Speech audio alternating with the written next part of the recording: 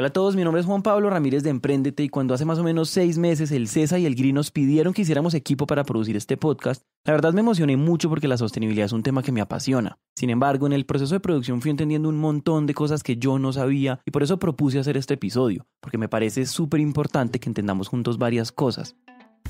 La palabra sostenibilidad está de moda y en mi opinión las cosas de moda parecen genéricas y son tomadas con ligereza y por eso creo que antes de empezar a contarles casos de empresas pues vale la pena dar un poco de contexto.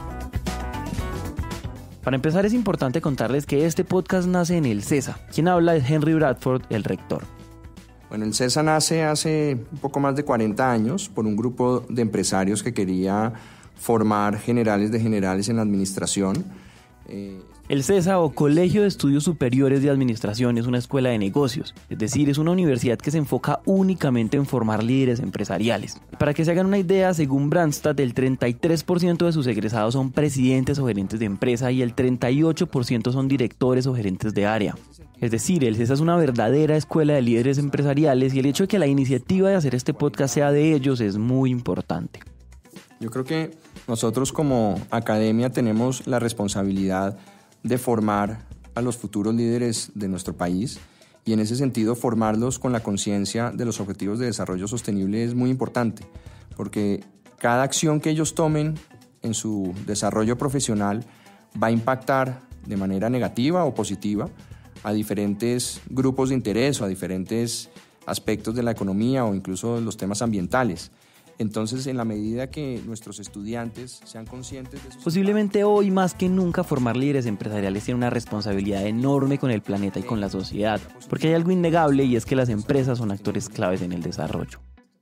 Ya no es algo solo del gobierno, como fue en algunos años, sino que las empresas se convierten en actores claves. En el caso del CESA, la sostenibilidad la hemos entendido como un área transversal de la empresa, en donde debemos promover el equilibrio entre lo social, lo ambiental y lo económico, maximizando el valor y minimizando los impactos, para que podamos tener, organizaciones que perduren en el tiempo. Y es importante decir que el enfoque ya no es a través de proyectos de fundaciones externas o de proyectos filantrópicos, sino que se convierte en algo al interior de las organizaciones y yo diría desde todas las áreas.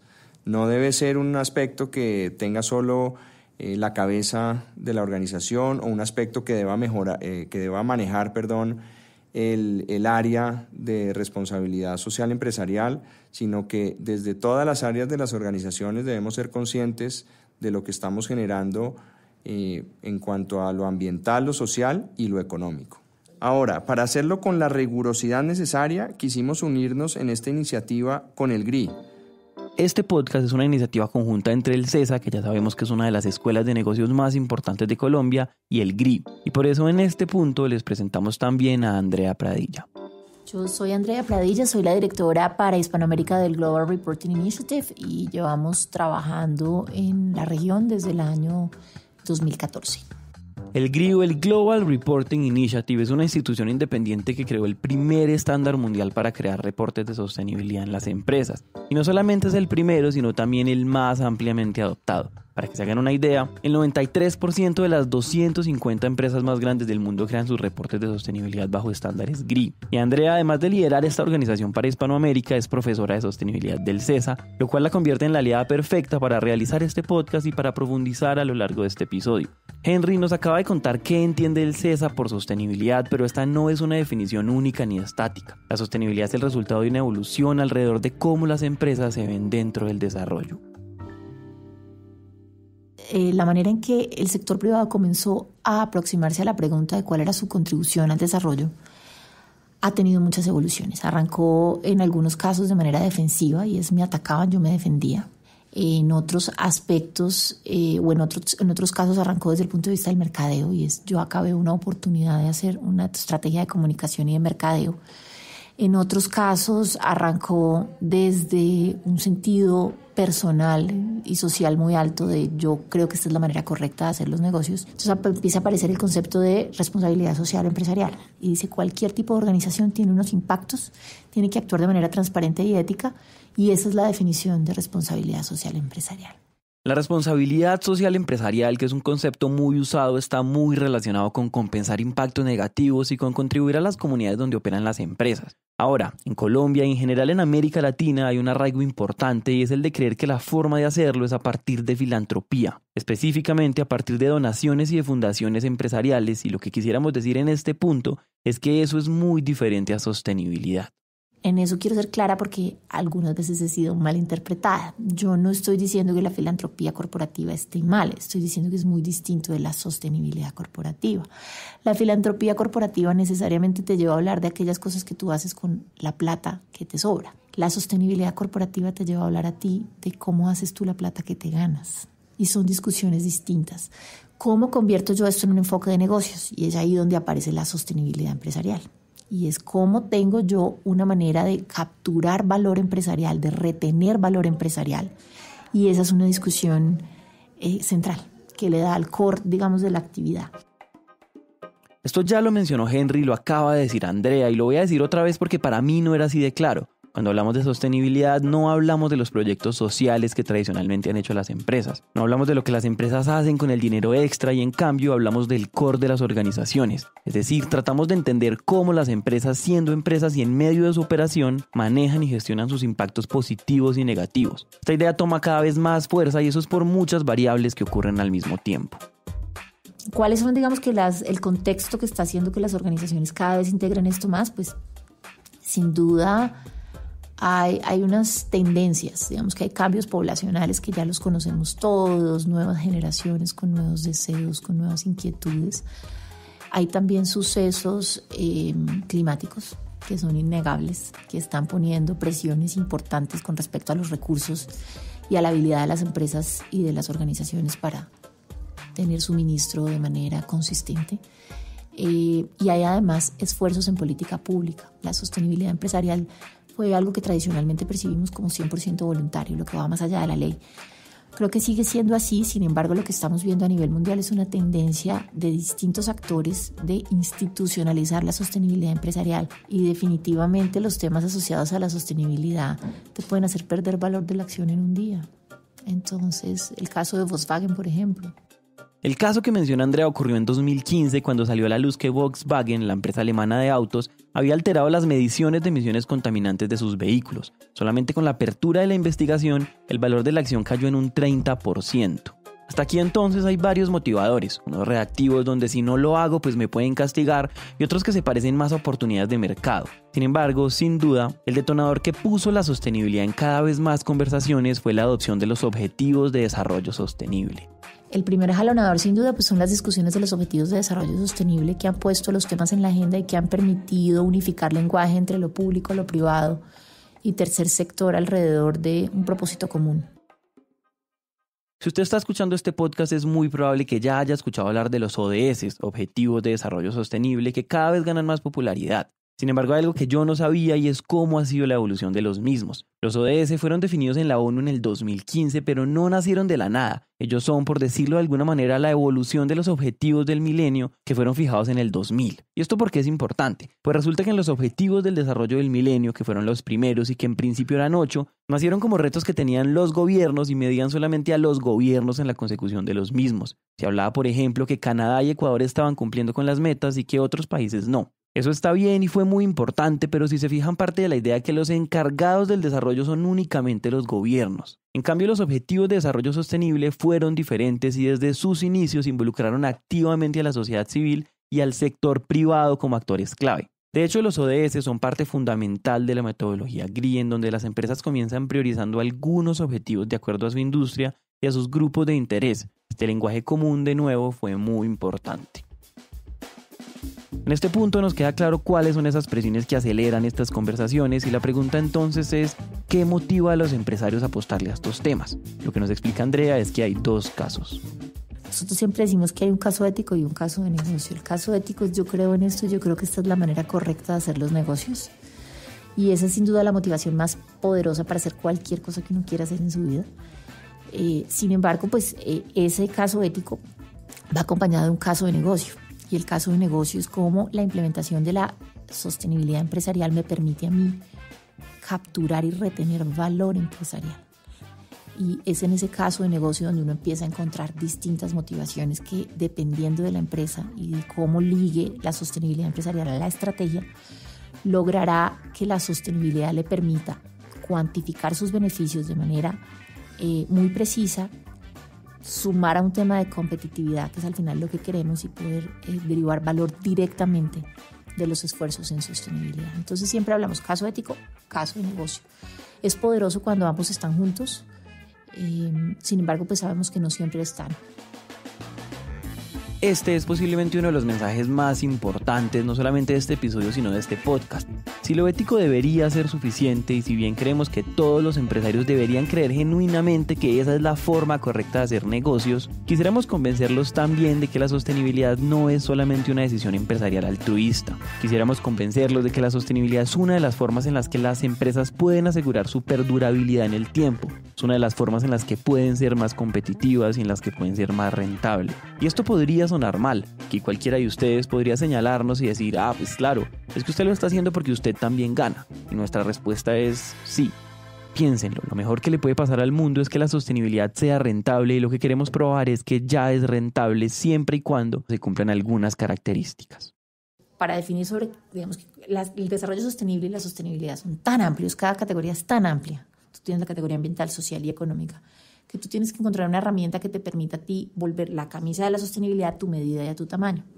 Para nosotros esa herramienta se llama el análisis de materialidad, que es lo que permite que la sostenibilidad sí te pague esos beneficios de los que hablábamos al comienzo. Y es un análisis de materialidad robusto donde, de los muchos temas que hay en sostenibilidad, yo logro, a través de un ejercicio de entender mi estrategia, mi contexto, mis grupos de interés y mis impactos, priorizar unos temas en los que voy a trabajar. Porque cuando todo es una prioridad, nada es una prioridad. Solo cuando yo logro tener un análisis de materialidad robusto y ajustado a la estrategia, solo ahí la sostenibilidad se traduce en rentabilidad. Si yo estoy haciendo cualquier cosa en sostenibilidad, eso no se va a traducir en valor agregado para el negocio. Tiene que haber un análisis de materialidad muy, muy robusto, donde yo esté escogiendo los temas y esté monitoreando temas emergentes y esté viendo cómo está el mundo en materia de tendencias y de contexto, y lo pueda aterrizar. En eso, digamos que nosotros decimos, esa definición de esa materialidad, de esos temas en los que yo me voy a enfocar, porque una empresa de alimentos se enfoca en azúcar y un banco se enfoca en protección de datos, pues pareciera obvio, pero detrás hay un proceso estratégico muy, muy delicado, muy preciso, que requiere un buen conocimiento, primero del negocio, eso es lo más importante del negocio, y también de los temas de sostenibilidad, para entender realmente dónde están los impactos. Si mi matriz de materialidad no fue robusta y el ejercicio no me quedó bien hecho, eso no le va a hablar al negocio. Y si yo no le hablo al negocio, es como si yo tengo dos cosas completamente desconectadas. Entonces yo tengo que poder analizar por actividad, por producto o por servicio lo más relevante. Esta palabra materialidad es nueva para algunos, y para mí la verdad también lo era, y la vamos a escuchar y a entender mejor a lo largo de los episodios de este podcast. A grandes rasgos, el análisis de materialidad, que también es clave en la metodología GRI, es una herramienta que le permite a las empresas priorizar las áreas de trabajo en las que se va a enfocar de acuerdo a su contexto, de acuerdo al sector, a la coyuntura nacional e internacional y a las necesidades de sus grupos de interés. Lo que nos está diciendo Andrea es que cuando este análisis y esta priorización son juiciosos, la sostenibilidad, además de ser una discusión sobre el planeta, es una discusión sobre lo que es importante para preservar a la empresa en el tiempo. Cuando logramos esto, entonces la sostenibilidad se vuelve una forma de operar, una forma de dirigir, de evaluar y de tomar decisiones. ¿Cuál sería como para mí la analogía ahí? Y es, yo soy la gerente de una empresa y voy manejando, y la empresa es como un carro. Y tradicionalmente los carros, probablemente ustedes no lo recuerdan, en los años 80 se manejaba con un solo espejo, que era el espejo izquierdo. No existía el espejo derecho. Ese es el espejo de lo financiero. Y en los 90 nació el espejo derecho. Es lo mismo. Yo digo que nosotros venimos manejando las empresas con información financiera, y lo que hacemos nosotros es abrir la información no financiera. Al final, tú como gerente de empresa puedes manejar sin espejos si tú quieres. Tú podrías no tener espejos y llegar, pero entre más y mejor información tengas tú con respecto a tus impactos y tu desempeño, pues más fácil va a ser alcanzar tus metas, definir tu camino, puedes anticiparte a riesgos, puedes adelantar, puedes saber qué está sucediendo. Entonces, lo que hace la rendición de cuentas y los estándares GRI al final del día es abrirte el otro espejo de la gestión de las organizaciones. El reporte está ahí, sí, es un reporte, pero lo más importante del reporte es yo qué hago con la información que tengo ahí, a mí para qué me sirve y cómo logro yo ligar eso a mis objetivos estratégicos de negocio. Hasta aquí llega el contexto y el mensaje grande de que la sostenibilidad está en el negocio mismo. Ahora, hay algo que quisiéramos decir antes de terminar, y es que cuando hablamos de desarrollo, nada es tan fácil ni tan simple como podría sonar. El desarrollo per se contiene un montón de dilemas. La paradoja un poquito del desarrollo es que al final del día, tú con el desarrollo lo que quieres, o lo primero que quisieras es sacar gente de la pobreza, ¿verdad? Si uno pudiera definir las agendas de desarrollo, uno siempre dice, yo quisiera sacar gente de la pobreza. Y cuando tú piensas en eso, pues sacar gente de la pobreza quiere decir que la gente tenga una movilidad que le permita adquirir bienes y servicios y acceder al ejercicio de sus derechos que no tenía antes. Entonces, al final del día eso es consumo. Yo necesito que gente que no podía consumir consuma. Y la realidad es que como estamos hoy en día, ya nos estamos consumiendo más del planeta que tenemos. Y la paradoja es que con la sacada de más gente de la pobreza, pues vamos a estar consumiendo más planetas, más emisiones, y la realidad es que por lo menos por ahora solo hay uno donde podamos habitar. Entonces, a esa tensión siempre hay como dos salidas, ¿no? En alguna oportunidad yo también dicto clase, uno de mis alumnos me dijo, pues sencillo, los dejamos en la pobreza. Y pues si se quiere, la visión quizá un poquito más cínica del tema, y ese no conviene. Y la otra es, nos reinventamos la manera en que producimos y consumimos de manera que todos quepamos en la torta de poder tener digamos que una economía de mayor bienestar. Este dilema es solamente un ejemplo, pero en general el mensaje es que cuando hablamos de desarrollo y de solucionar los problemas del planeta y de la sociedad, es muy fácil aprendernos los titulares y quedarnos con las grandes verdades absolutas. Por ejemplo, de repente sentimos que si todos usáramos vehículos eléctricos, pues ya todo estaría solucionado. Sin embargo, ese día en el que los vehículos eléctricos sean el estándar, van a haber muchos problemas que vamos a tener que solucionar con las baterías de los mismos. Porque la verdad es que los problemas a los que nos enfrentamos son problemas complejos y requieren de pensamiento crítico de nuestra parte. En ese mismo camino hay un mensaje que es ampliamente aceptado, y es que hay unas industrias buenas y unas, entre comillas, industrias malas que deberían morir. Y otra vez con esto hay que tener mucho cuidado. De nuevo, no es tan fácil.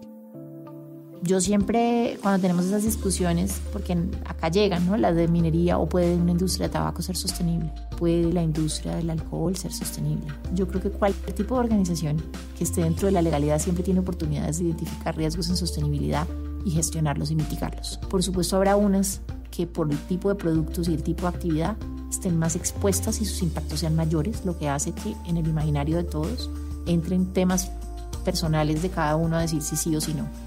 Yo no puedo, como arquitecto del estándar más empleado, decir las industrias que son buenas son las siguientes y las industrias que son malas son las siguientes, porque eso sería una discusión blanco y negro que no tiene sentido. Mucha gente dice, por ejemplo, que el azúcar es el siguiente tabaco, y entonces tú dices, uy, pero poner, por ejemplo, las empresas que producen alimentos en Colombia al mismo nivel de las tabacaleras. Yo me imagino que hace 30 años era impensable que las tabacaleras estuvieran en el ojo del huracán como lo están hoy. Recuerden que hace más o menos unos 40 años uno veía los anuncios de publicidad y era una mujer embarazada fumando diciendo, esto me relaja. En el momento, las discusiones a veces con minería hay que entenderlas en su justo proporción, y es, ¿cuáles son los escenarios? Cierro la mina y se acaba. Y entonces todo lo que estaba ahí, y la gente y las comunidades, cierro la mina, y las vacunas, pues porque es que la vacuna usa derivados de...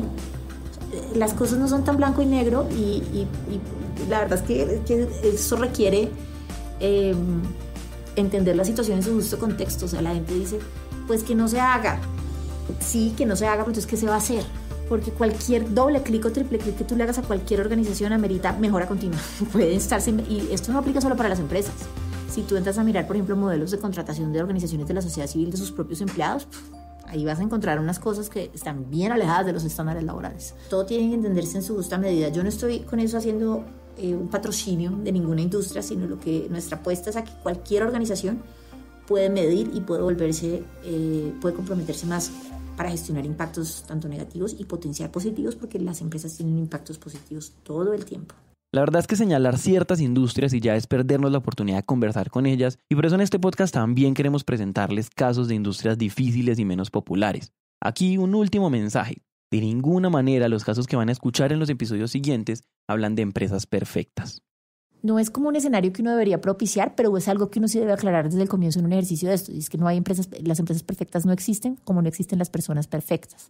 Entonces la gente a veces me dice a mí, ¿y por qué los reportes se ven tan bonitos? ¿Y por qué las hojas de vida se ven tan bien? ¿O en qué hoja de vida pone usted fracasos? Mis fracasos de mi anterior trabajo fueron A, B, C. O sea, eso no es tan fácil. Hablar de las cosas que uno no hace bien no es fácil. Eso no quiere decir que las empresas no lo hagan. Las empresas lo ponen en clave de oportunidad de mejora, retos, áreas de... Pero si los individuos lo hacemos cuando estamos aplicando a un trabajo, y la correlación es la misma. Las empresas al final que son personas. Oír historias de empresas nosotros o compartir los testimonios de las empresas no es validar perfección en las organizaciones, porque eso no existe y eso puede definitivamente cambiar. Es a hoy qué ha hecho la empresa que está funcionando y que le está funcionando en algunas cosas y qué retos tiene. Yo creo que las empresas serias y juiciosas son súper conscientes de que tienen muchísimos retos en sostenibilidad, porque si uno lo está haciendo bien, sabe que siempre hay un escalón más en sostenibilidad.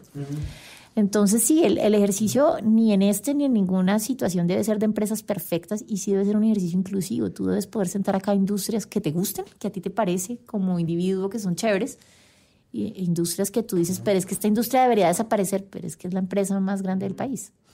¿Me explico? Entonces ahí hay que, en eso hay que tener la mente abierta. No quiere decir que yo me siente a oír un podcast de una empresa, ni que me voy a cambiar a comprar sus productos, ni que la empresa es perfecta, ni que por eso, no tiene nada que ver, yo creo que con eso, sino es más abrir la mente a poder ver cuál ha sido el proceso de otros para integrar algo tan complejo como la sostenibilidad. Dicho todo esto, en la primera temporada de este podcast queremos contarles la historia de 11 empresas colombianas en sectores y en industrias diferentes. Queremos demostrarles que hay cosas que están pasando en Colombia que son referentes internacionales, que desde lo privado hay muchas formas de hacer país y que la sostenibilidad, además de urgente, es estratégica.